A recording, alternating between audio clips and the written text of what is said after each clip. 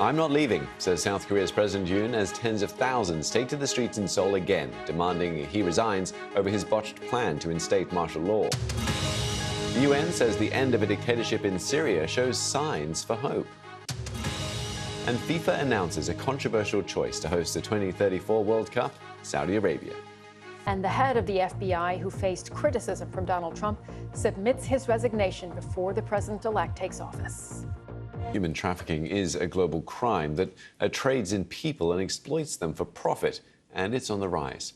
In 2022, nearly 75,000 victims of human trafficking were detected around the world, according to the United Nations Office on Drugs and Crime. Its latest global report, published today, says there's been a 25% rise in the detection of victims compared to the period before the pandemic. Most are women and children.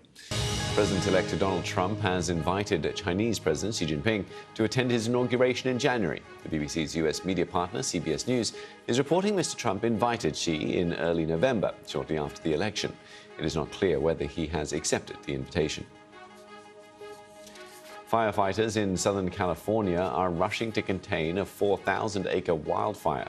Almost 20,000 residents in Malibu evacuated their homes after more than a dozen buildings were damaged or burned down. And more than 2 million other residents are also under a fire warning. Doctors treating the Brazilian president, Luiz Inácio Lula da Silva, say he will undergo further surgery to his skull on Thursday morning. Mr. Lula, who's 79, had an emergency operation earlier this week to drain blood from his brain after suffering a hemorrhage. For the second time, Donald Trump has been named Time magazine's Person of the Year. We look at why. Around the world and across the UK, you're watching The World Today on BBC News.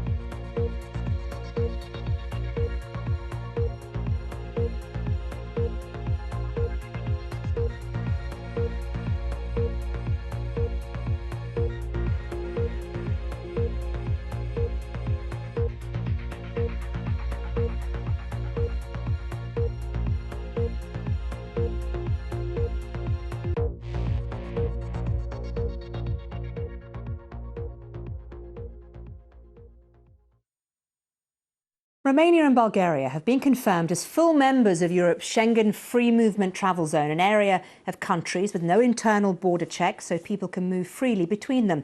The countries partly joined Schengen back in March after an agreement with Austria, which had initially opposed their joining on the grounds they need to do more to prevent illegal immigration.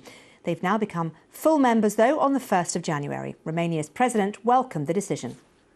Romania will continue to act responsibly to protect and strengthen the EU's external borders, including for the efficient management of illegal migration. Well, the deal has been years in the making. Romania and Bulgaria joined the EU in 2007 and have been trying to enter Schengen for more than 10 years. Their full entry to the zone would leave Ireland and Cyprus as the only EU countries outside Schengen. There are currently 29 countries within the Schengen area, which allows around 400 million people to move freely between them. Well, Professor Philippe de Broeke is a European immigration and asylum lawyer and spoke to me about some of the concerns that other Schengen member states have. The concerns were mainly coming from the Netherlands and Austria, and they were linked to corruption.